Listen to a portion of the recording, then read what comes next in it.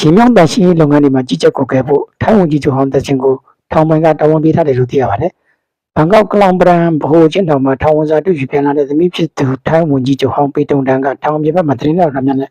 တွေ့ဆုံစဉ်ပြောကြားလိုက်ခြင်းဖြစ်ပါတယ်။ရှင်မြောင်းတန်ရှင်းလုပ်ငန်းတွေမှာကြီးကြပ်ဖို့ထောင်ပိုင်းကအဖေကိုတာဝန်ပေးထားပါတယ်။ကျမကြီးလည်းကောင်းပါတယ်လို့သူမကပြောပါတယ်။ဒီတာဝန်ဝတ္တရားရဝန်ကြီးချုပ်ဟောင်းသက်ရှင်86နှစ်အလောက်ချိန်တွင်ထောင်အချင်းထောင်မြေမှကိုထွက်ခွင့်ရစေမှာဖြစ်ပါတယ်။အလုတ်ကျမသူအလုတ်သမားကောင်းယာတုဖြစ်တဲ့အတွက်ဝန်ကြီးချုပ်ဟာသူကိုယ်တိုင်အမိုက်တရရွှေ့ညွန့်တွေဆယ်ယူရမှာမဟုတ်ပဲ